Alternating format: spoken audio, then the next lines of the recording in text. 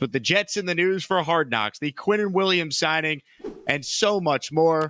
We're honored to be joined by one of the great players in the history of the Jets, a member of their Ring of Honor. Nick Mangold joins the Jake Asman Show. So let's hit it and get it started. Damn, does it feel good to have a Super Bowl winning quarterback. It's another freaking game. Y'all fought your asses off. That was awesome.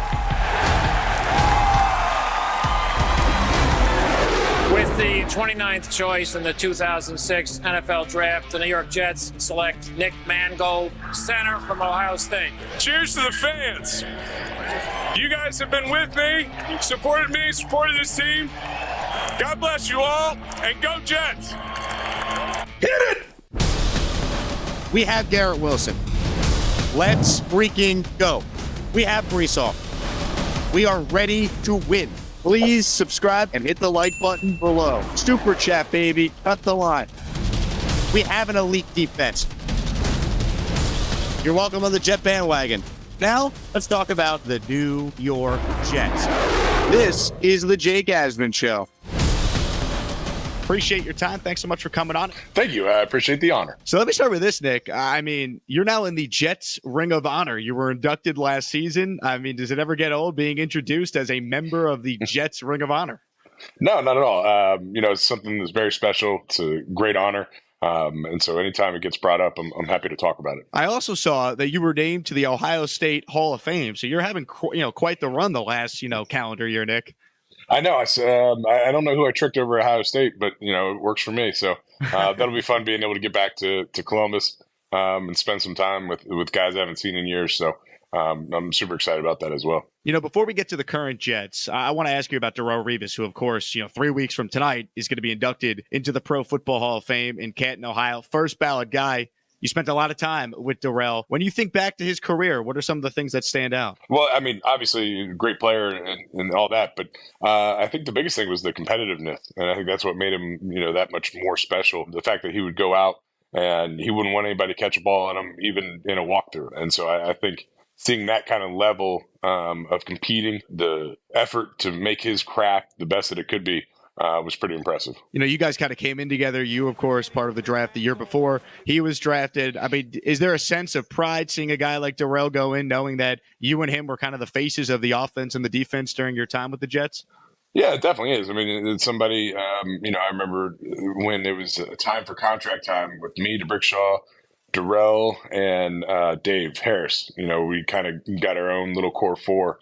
And so that's a nice little bond to have there. When you think back to Darrelle's career and, of course, your career, you guys are part of that 09 team, that 2010 team, back-to-back trips to the championship game. And now, for the first time in a while as a Jet fan, and I think for every Jet fan listening, we feel like this year's team has a chance to maybe be on the same talent level as those teams with Rex and you guys. Your thoughts when you look at this year's Jets roster and what they have a chance to do? Yeah, I mean, on paper, we look great. And, I think a big thing is going to be as long as we can stay healthy and continue to grind the way that Coach Sala is going to have them grind. And there's a good opportunity, but, cautiously optimistic as we sit here in July because I don't want to put too much pressure on them. But, I am looking forward to, some meaningful games as we go through the season. You mentioned Robert Sala. I know you've been around him before and you know some guys that have obviously played under him. Your thoughts on what he is as a head coach and just how important he is now going into year 3? Oh, I think he's very important. I think the guys take to him. I think he's a great mixture of a player's coach and, a hardline coach. I think he demands the most out of his players, and they want to do that for him. He's obviously a devoted family man, and I think that helps when you see his kids running around. Our kids are about the same ages, so it's pretty neat seeing his kids running around. And that kind of level of commitment that is required is something special, and I think Robert puts that in. And I'm excited to see where they go with this year 3. Now that the system's fully installed, everything's in place, and we have a quarterback. Strong defense. Hopefully the offensive line holds up, stays healthy. We do some things. I want to get into the offensive line with you here in a moment, but Robert Saleh, I believe, has 7 kids, Nick Mangold. I mean, could you imagine having 7? How many kids do you even have? I have 4. So I don't envy that of adding another 3 to my brood, but, it is pretty neat seeing them all running around, playing, having a good time. He's involved with his kids.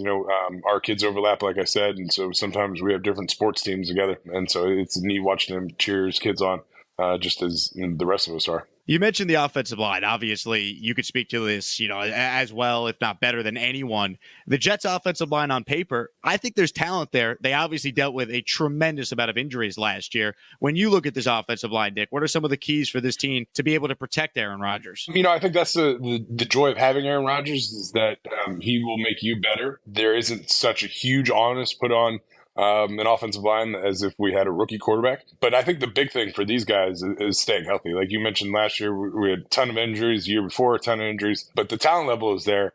Just make sure these guys stay healthy throughout the season. That will not only lead to better protection, but more cohesiveness. They'll get better as the year goes on. The same five can stay together. So the injuries thing is going to be a big one. Nick, let me ask you about your experience in 2008 with the Jets. And, of course, the Brett Favre trade, and he comes on board in August. You're the one snapping the football to Brett Favre. Your thoughts on that whole experience? Like, when it comes to now Rodgers doing it, is he at such a bigger advantage than Brett because he had the full offseason pretty much with the Jets? Yeah, so I think that is the biggest takeaway between the difference between Favre and Aaron is that Brett showed up when we were already at a preseason game in Cleveland, Ohio. Aaron's been here. And so I think that longevity, and Aaron has made it clear that he wanted to come here, wanted to play for the New York Jets. So I'm excited about that. And that's something that's a big difference for me. It was crazy then, back in 08, when Brett just showed up. I remember the first practice, we had a fumble snap. It was his fault, not mine, obviously. And Mangini had us run a lap. And I remember when we got back into the locker room, one of the equipment guys said, well, your lap is already up on YouTube. And I think YouTube had just started maybe the year before. I was like, I don't even know what YouTube is. So someone had recorded it and put it up there. So it was definitely a whole whirlwind of craziness that I think what I'm hoping has already happened for Aaron and the Jets, that they got that out of the way, because we had that in training camp. That all that initial excitement has already passed. When you look at Aaron Rodgers in his career, Nick, as an offensive lineman, when you have that guy at quarterback and you experienced it with Brett, like just the confidence he gives to the entire team, is that something that could lead to wins? Like just his presence alone, is that something that inspires the rest of the locker room? Yeah, I think a big thing is, when you know that you're playing with a surefire Hall of Famer, you want to up your game to try to match his. And so I think that'll go not only for the offense, but for the defense as well. Like, hey, let's give Aaron an opportunity to get out there and make plays. So we need to stop him here on this third down. So I think it can definitely permeate through the whole team. Nick, the Jets might have a rookie center starting for them on opening night against the Buffalo Bills. Joe Tippmann from Wisconsin. I mean, you were in his shoes back at the beginning of your career, starting as a rookie at center for the New York Jets. So your thoughts on what Joe Tippmann's going through as he's trying to win this job this summer in training camp? Yeah, it's going to be a battle for him. And I think that's a good thing, instead of just being handed to you, having to work for it. And if he is the best man out there, there's a lot of learning curves. Thank God for him, though, if he is out there, that he has Aaron Rodgers behind him who he can lean on. And I was very fortunate at the start of my career. I had Chad Pennington, who was as smart as a guy as I've ever known. I mean, he definitely helped me out a lot as we were going through. But if it is going to be a rookie center out there, you got to rely on your guards to have that veteran presence, try to bring them along and help them out as best we can. So it'll be a fun battle to watch through this training camp. Another guy on this offensive line that has high expectations surrounding him, a lot of unknowns surrounding him, is Mekhi Becton. He's coming off injury. He hasn't played in 2 years. What are your thoughts on Mekhi? He's essentially playing for his Jet career this season as they declined his fifth-year option. Yeah, definitely. And I think he's really put the work in. I saw him this spring, and he looks great. That hopefully will help with the injury side. I mean, it stinks when you're dealing with injuries and you don't get to show your talent level. But I think he has taken this offseason to put himself in the best position possible to stay healthy so that way he can show his talent. Because, I mean, he is a massive human, and he can move people and he can protect. And so hopefully he stays healthy so he can show that he can be the long-term solution. The Jets were announced as the Hard Knocks team officially the other day. I think we all had a pretty good idea this was coming, as they were one of the teams that could not say no. You're the perfect person to ask all things Hard Knocks to, because you were a part of the 2010 team with Rex Ryan that obviously did the show, and you guys went to the championship game that season. What do you remember the most about being on Hard Knocks back in 2010? Just the excitement level of it, being the team that's showcased and some of the antics that go on through it. One of the biggest takeaways for me personally was the amount of production that went into it. From, they're filming all the time. So they film, I think the show airs on Tuesdays. They're filming, Tuesday through, I think it's usually they kind of cut out Sunday. And they got to take all that film. They got to chop it all up. make a whole TV show and pump it out. And the ability to do that is impressive. Like watching the whole machine. I don't think as players, it's a great opportunity because you get to showcase your personality and some of the antics that go on. I know the coaches don't particularly care for it because they find it as a distraction, but I mean, there's so many cameras around as it is. It really just kind of blends in. Probably about after the first day, you don't even notice it anymore. And it just becomes, second or old nature. It's going to be fun for me now as a fan being able to watch it. I didn't really like watching it when I was playing because you see some of the inner workings. You're like, I know that guy. Like, they're talking about him getting cut. Like that's weird. But this year it'll be fun just to see it and witness it and watch the progress that the training camp goes through. Is there a memory from that season of the show that you obviously were a part of that stands out? Yeah, Rex put me on blast for being at Taco Bell after a preseason game. He was there too, so I think he failed to mention that part. That's outstanding. I thought you were going to go with the Rex, let's go eat a, GD snack speech that obviously became infamous and famous, if you will, from that. That was famous. There was a lot of good moments in there. Mike T falling, trying to catch a punt. That was always a classic one. So there are little things that come out of it that are pretty neat. And if you really embrace it and enjoy it, I think it can be great for the players. So Nick, Aaron Rodgers already came out and he said, hey, they're forcing us to do it. We got to deal with it. Do you think you should just embrace it? Like, I think Aaron Rodgers might come across as a really likable guy on this show, especially if he's all in trying to help his young teammates get up to speed and learn the offense. Yeah, I think Aaron's probably playing coy on it a little bit, where I think he will embrace it and be able to showcase a little bit. I mean, you don't say that you want to come to the New York Jets to hide. And so this is a great opportunity to really show what you're doing and kind of give a little bit insight into his personality. And I know he's a funny guy and he's a very deep-thoughted guy. So I think that'll definitely come to shine. Mike Tannenbaum was on First Take the other day, and he said the Hard Knocks practices that summer were actually beneficial for you guys because he felt like the team played harder knowing the spotlight was on them, the cameras were there. You were at those practices. You were a part of them, obviously. Do you agree with Mike Tannenbaum? Yeah, I think there was a little element of, hey, I don't want to look like an idiot on HBO. So I think that is a small element to it. And there's a fine line of trying hard to not look like an idiot and then trying hard to show off. And so I think you got to find right where that line is and not go over, because then, it becomes more of like, oh, look at me.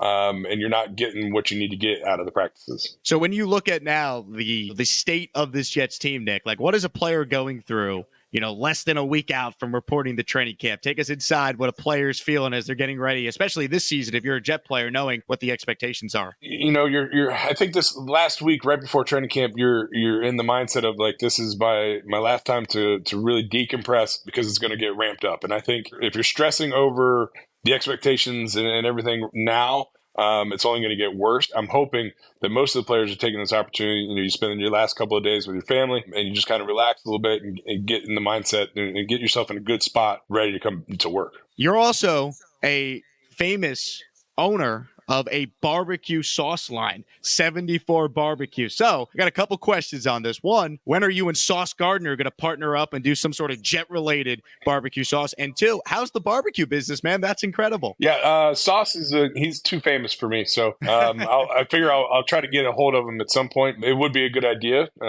Just kind of lends itself to it. But barbecue sauce is wild. It's one of those things where I was making the sauce in my kitchen. I've been doing it for years, and got brought to me and was like, hey, do you want to bottle that? And so I was like, yeah, that'd be a great idea. So we go through the whole process and everything, and I find out how much actually goes into each bottle of sauce, between label design, the bottle design, anything and everything, logos. And so it was definitely a fun learning experience. And now we're at the point where we're starting to get good traction and getting it out. And it's kind of a labor of love. I've got the original and I've got the spicy. We also have a great charitable component where we get back a portion of the proceeds, go to Answer the Call, which is a charity in New York City that works with fallen first responders, their families. And so that's a neat thing for me too, because I've been working with Answer the Call for a long time. So now adds a monetary component to it. And it's fun to share food. When you make something good and you have your friends or family over, and everyone's sitting around the table and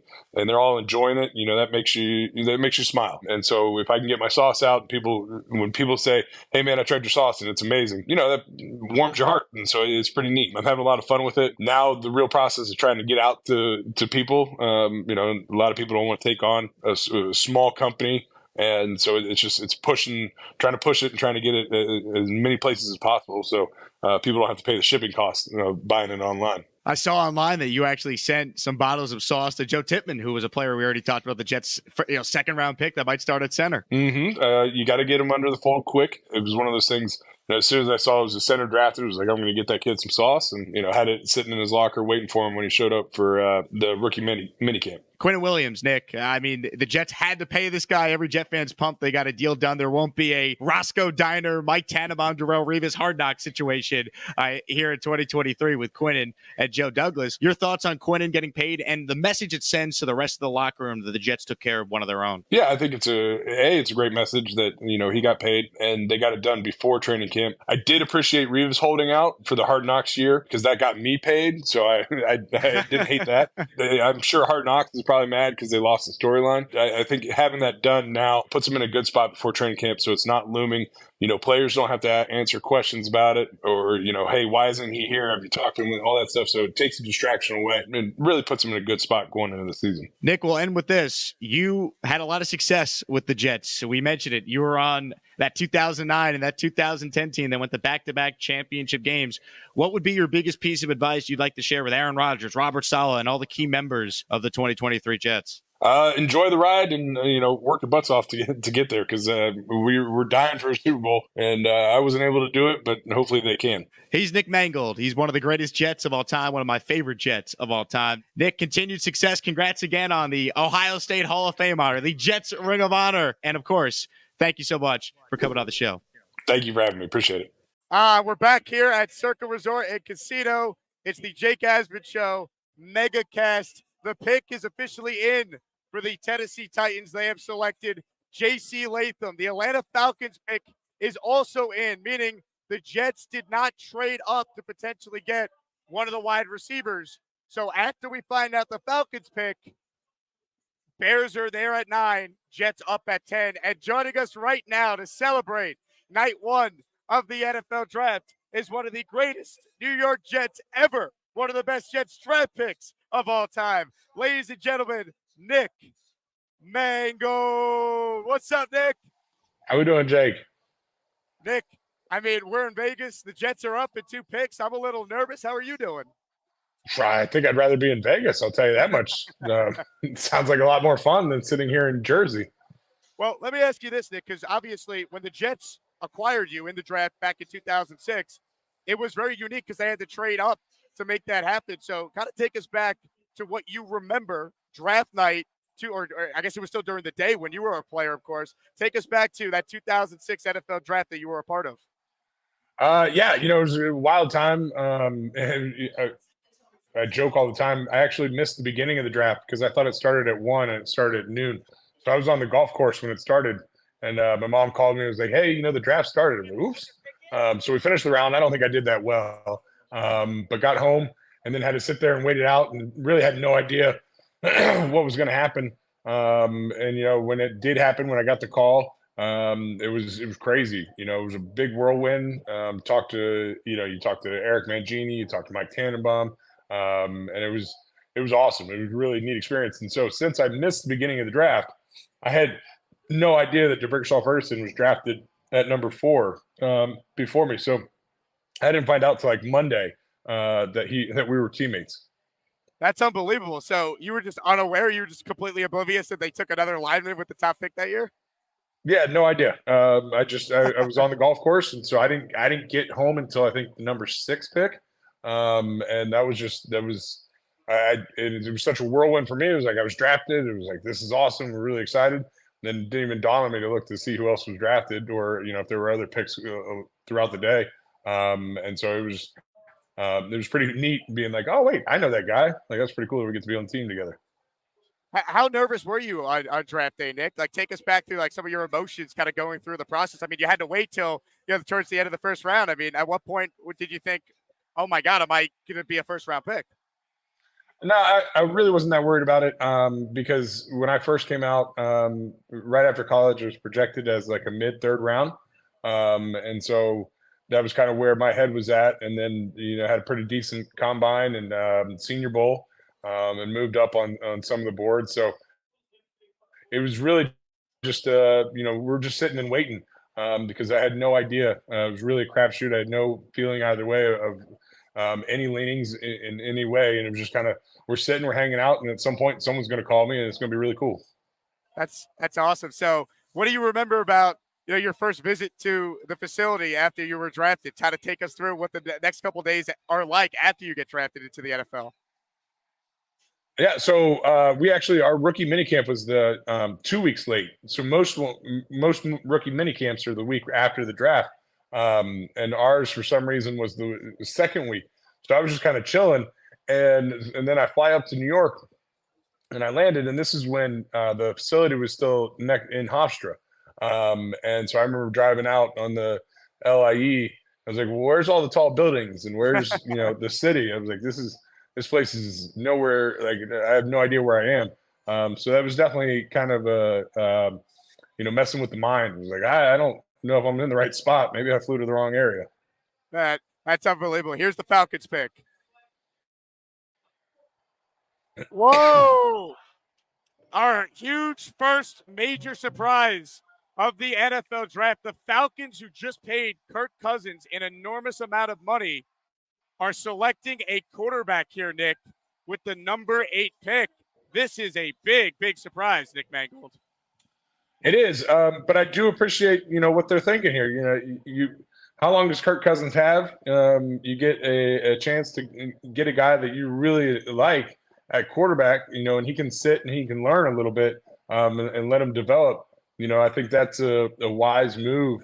If they really do like him, and I think that's where it puts a lot of onus on the GM. Like, hey, you might really like this guy to know that you just paid another guy a bunch of money, so you're wasting. You're not wasting, but you're taking your first round pick. You're going to sit him on the bench for 2 years. So that's a dangerous game to play. It's wild to fathom because talking about the draft for months leading up, you talk about similar storylines, and everyone's got a mock draft. Nick, I don't think I saw a single mock draft, and I'm addicted to mock drafts. I don't think I saw a single mock draft that had Michael Penix Jr. at 8. So it just shows you how worthless they really are, because here we go, rip up your mock draft. Penix at 8. It doesn't mean anything now. Yeah, and now everyone – I thought it was going to happen earlier. I was intrigued. I thought maybe the Chargers might trade out and really mess with everybody. But now, it's sealed the deal that everyone's mock draft or they're all done, and we can get about and have a little fun with it. So here are the Jets' options, Nick. They're up, obviously, in 2 picks or 1 pick here. The Bears are on at 9.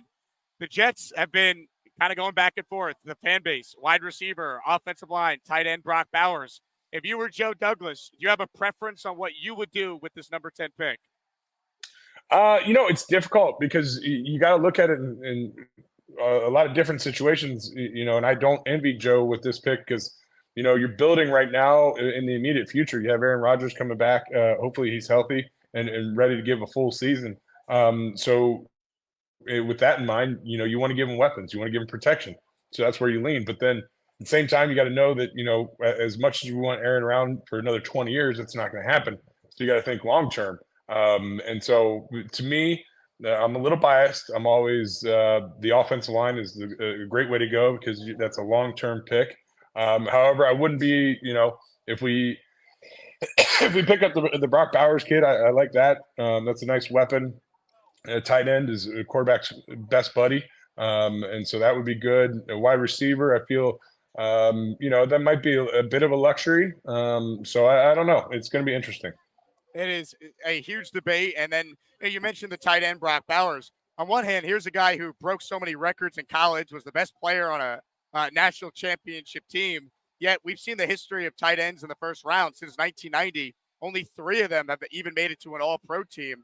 Your thoughts on just the inability of seemingly of NFL teams to accurately scout tight ends? Because, if teams knew Travis Kelce or George Kittle or Sam Laporta were going to be as good as they were, they all would have been first-round picks. Right. And so, I think that goes to overall general, like, why are we not scouting tight ends very well? And maybe tight ends take a little bit longer to develop, especially in the NFL, where there is a little bit more blocking. The pass routes and the catches are a little bit more advanced. So, you got to look at the scouting in general on that. But yeah, if you went back and you said any of those, the names that you said, you take them all in the first round, and you do it in a heartbeat. So, If you trust your scouting department and they do the homework, you go with it. And so I'm hopeful that with the work that they put in, if they decide to go tight end, he's a kid that can be a game changer for us.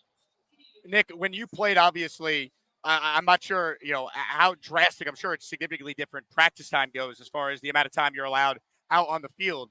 So if the Jets were to say take an offensive lineman, how beneficial do you think it would be where that guy maybe doesn't have to play right away and that guy has an opportunity to go out there and maybe sit and learn a little bit before eventually being thrusted into a starting role?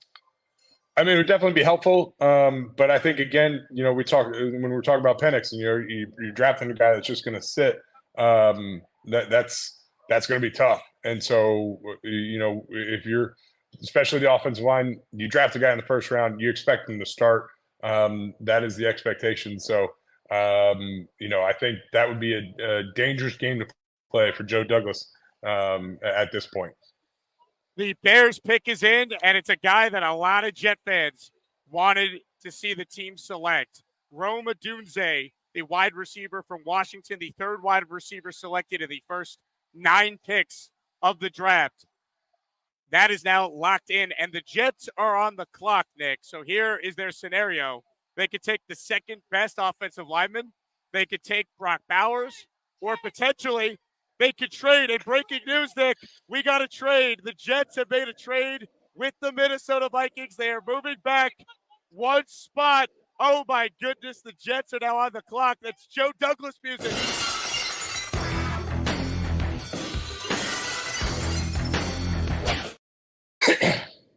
The Jets have made a trade, Nick. They move back 1 spot.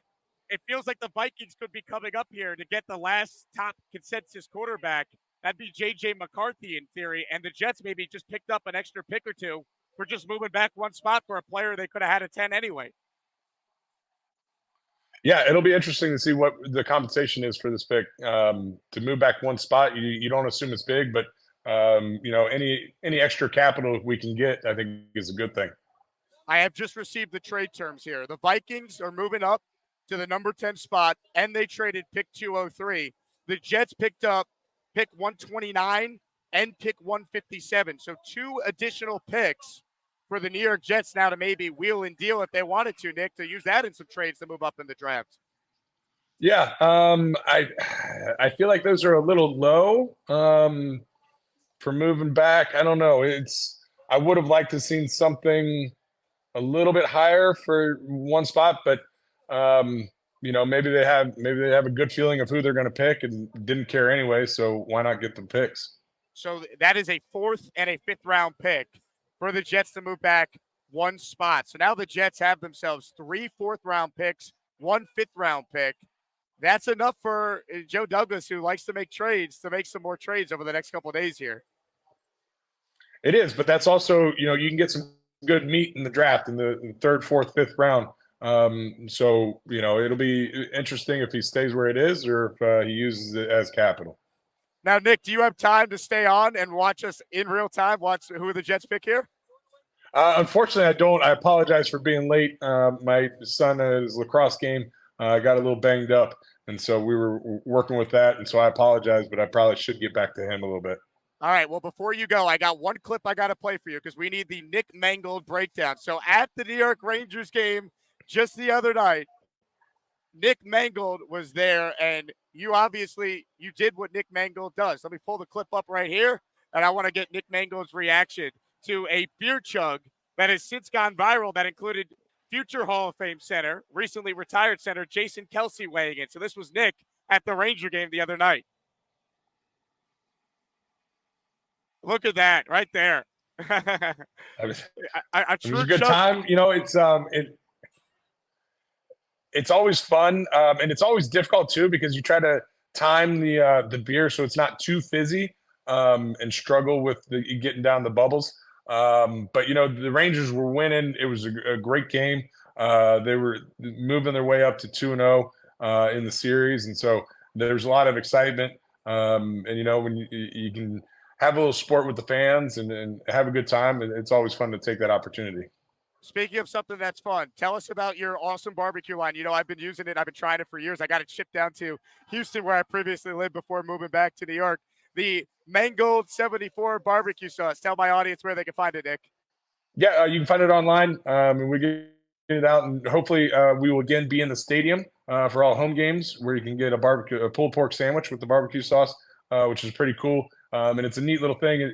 The portion of the proceeds go to Answer the Call, which is a great charity here in New York that helps the families of fallen first responders in the line of duty. And we actually have their gala coming up May 2nd, or it's a soiree. I'm sorry, got to get the right terminology. The soiree is May 2nd, where we can bring some of these families out and have try to celebrate, the lives that were lost, and raise money for this great cause, because they help out so many families, especially in today's day and age.